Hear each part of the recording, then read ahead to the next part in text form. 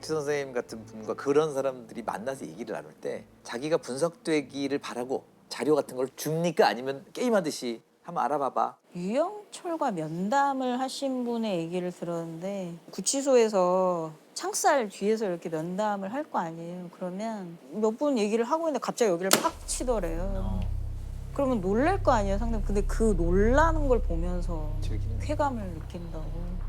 게임을 즐기는 유영철이 그 통제하고 싶어하는 유영철이 그 체포됐을 때 그 영상이 있거든요. 근데 유영철이 뭐라고 그러냐면 이 사건을 계기로 여자들은 몸을 함부로 굴리지 말고 부유층은 각성하라라고 얘기를 했어요. 뭐 몸을 놀리거나 하는 일이 없었으면 하고 부유층들도 좀 각성했으면 합니다.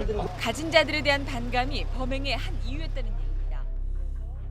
사이코패스 특성 중에 하나가 웅대한 자기상이라고 하거든요. 자기 자신을 굉장히 장식하는 그래서 이 일을 계기로라는 표현을 쓸 때는 본인의 사건이 뭔가 사회에 마치 무슨 메시지를 여파력을 가지려고. 준 것과 같게 쓸 수 없는 표현이죠, 본인이. 앞에 카메라들은 본인이 사실 벌레만도 못한 짓을 했기 때문에 잡혀서 그 와 있는 건데 거기에 마치 자기가 훈계를 하듯이 피해자한테 본인의 범죄의 책임을 전가하는 거죠. 마치 부유층이나 여성들이 뭘 잘못해서 자기가 그걸 응징한 것처럼.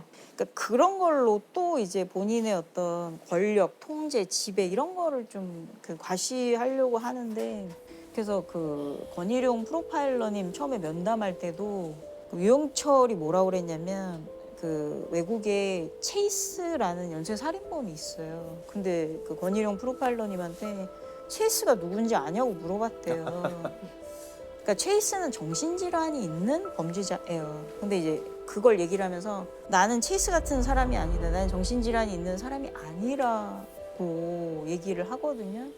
들으면서 에리히 프롬이라고 사랑의 기술을 쓴 정신분석학자잖아요. 그 사람이 이제 그 논문 쓴 것 중에 바이오필, 네크로필 구분이 있어요. 바이오필은 생명을 존중하고 살아가는 걸 좋아하고 네크로필은 시체 성애자예요. 그런 사람들 있잖아요. 그러니까 네크로필은 자기 마음대로 통제 안 되는 게 제일 싫어요.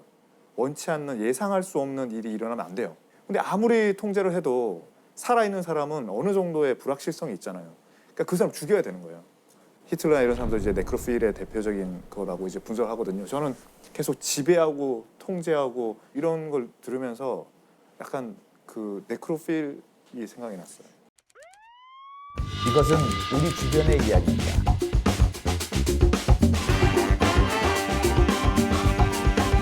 알쓸범잡